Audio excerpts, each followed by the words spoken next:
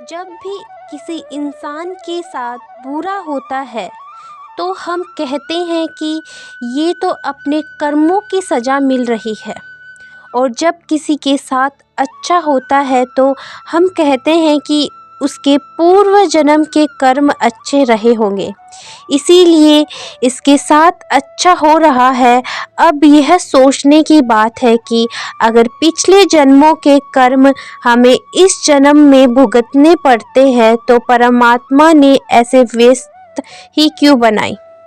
आखिर जो इंसान जो कर्म अभी करता है उसका फल उसे अभी क्यों नहीं मिलता, ताकि उसे यह भी पता चले कि कर्मों का फल कैसे मिलता है। अब पिछले जन्मों को तो कोई याद नहीं रखता। अगर पिछले जन्मों के कर्मों का फल इसी जन्म में मिलता है तो फिर आदमी को फल का एहसास कैसे होगा। क्या सच में जो भी हमारे साथ आज हो रहा है पिछले जन्मों के कर्मों का नतीजा है, या फिर कर्म का कोई और चक्कर हमारा जीवन निर्धारित करता है।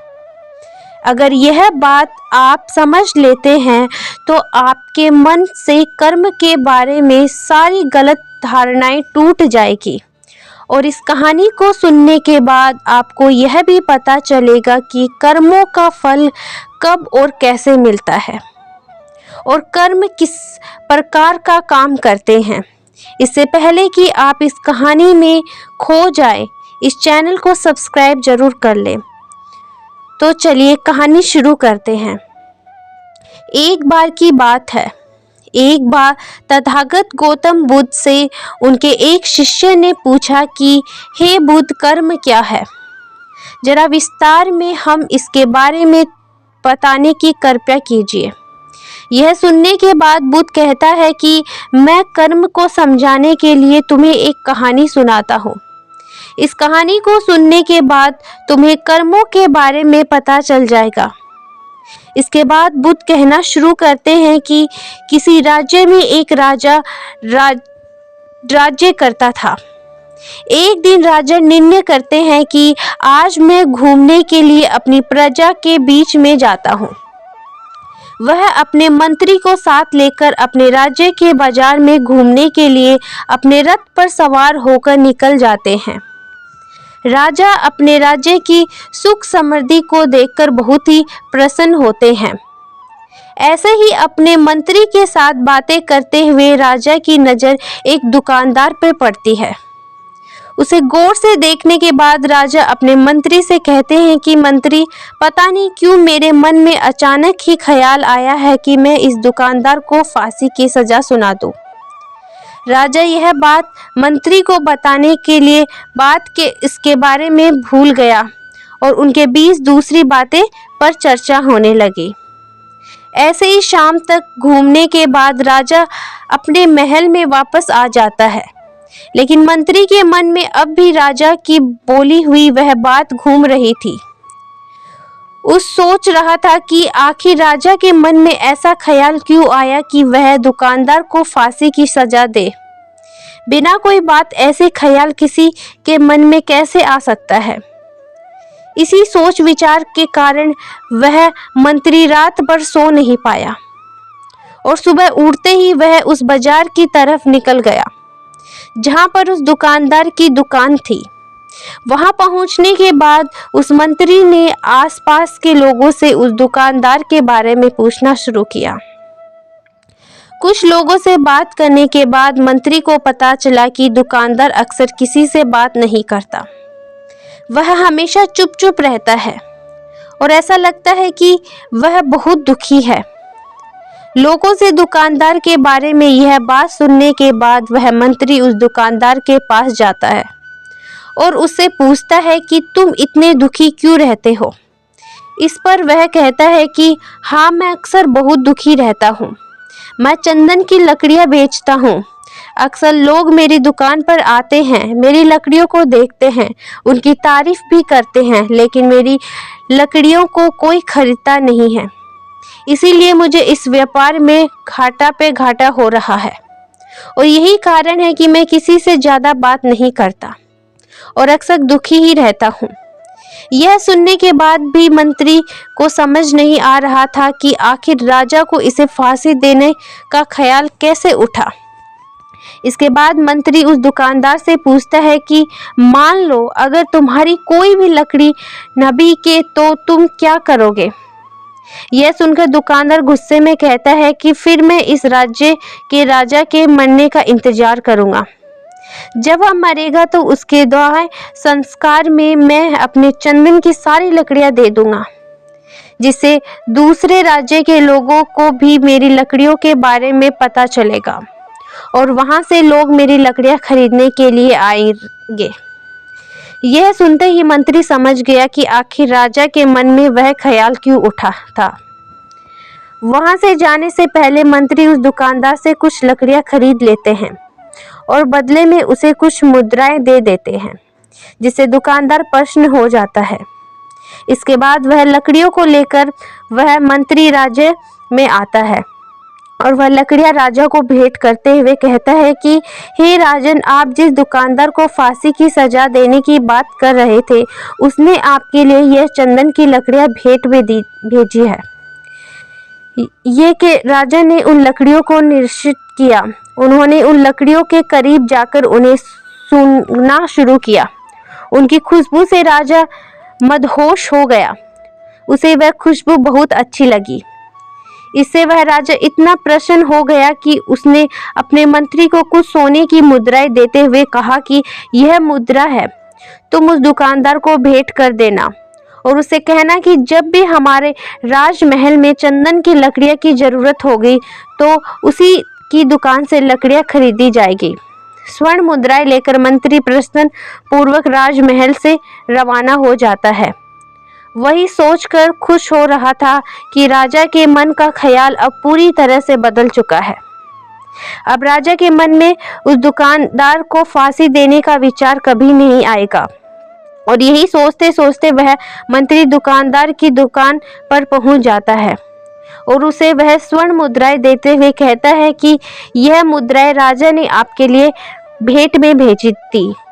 उन्हें आपकी चंदन की लकड़ियां बहुत पसंद आई और जहां तक मेरा सवाल है तो मैं राजा का मंत्री हूँ। पहले तो यह सुनकर दुकानदार घबरा जाता है क्योंकि उसने राजा के मरने की बद्दुआ दी थी।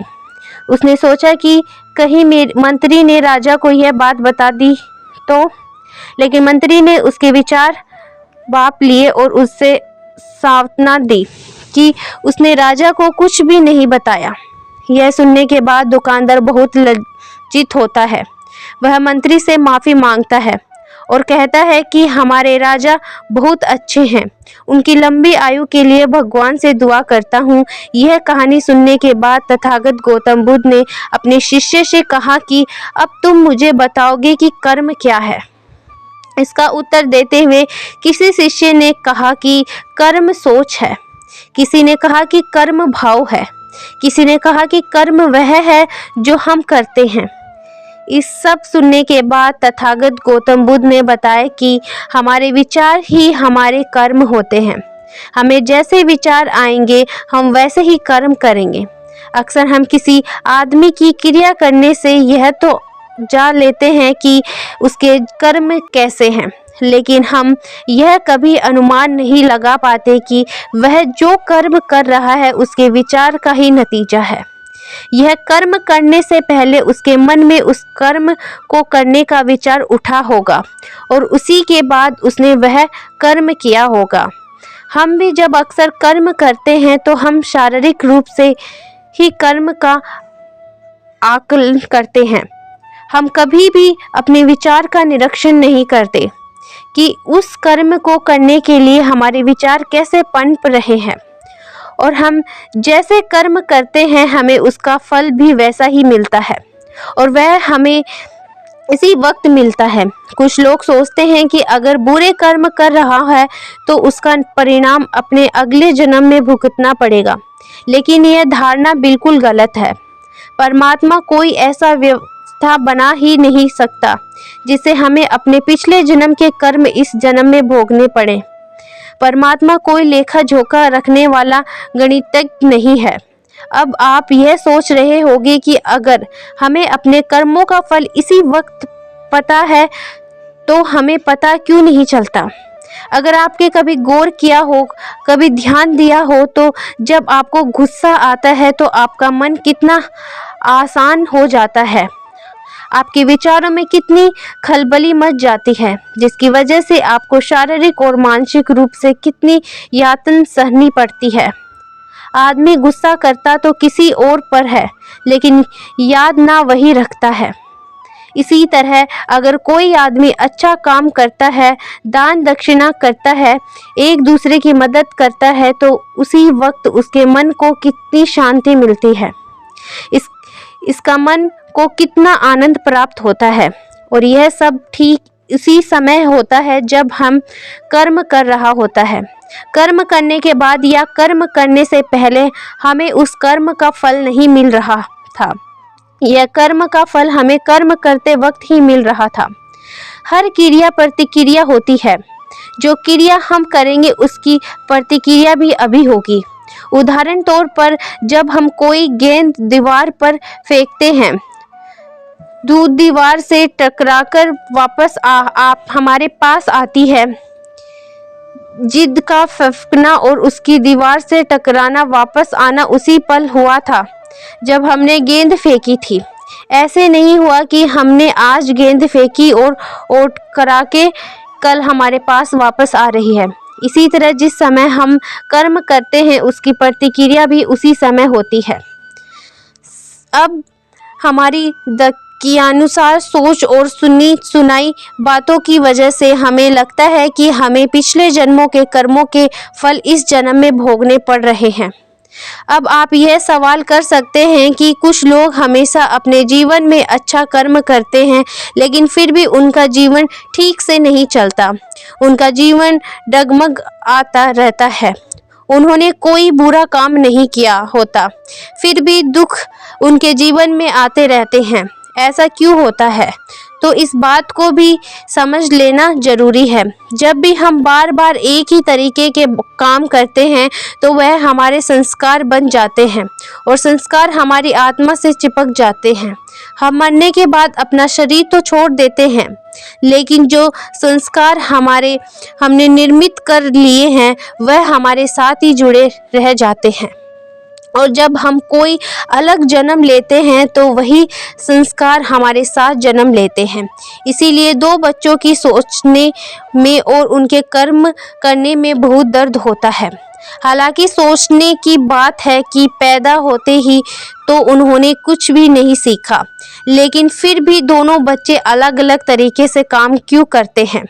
तो यह उन दोनों बच्चों के अलग अलग संस्कार होते हैं जो उनसे अलग अलग तरह से कर्म करवाते हैं, अलग अलग तरह से उनकी सोच निर्मित करते हैं। कोई बच्चा पैदा होते ही गुस्सेल पैदा होता है और कोई चांद पर वर्दी का पैदा होता है। तो यह सब उनके पिछले जन्मों के संस्कार होते हैं। इसीलिए जो संस्कार हम निर्मित करते हैं वही संस्कार हमारे साथ चलते रहते हैं, जिन्हें हम पिछले जन्मों के कर्म कह देते हैं। जिस तरह बारिश के वक्त दीवार पर से पानी टपकता है और उसके एक लकीर बन जाती है, और जब बार बार उस लकीर फिर से पानी आता है तो वहाँ पर वह लकीर और भी पक्की हो जाती है, और अगली बार जब भी बारिश होगी तो ज़्यादा संभावना है कि पानी उसी लकीर से भरेगा।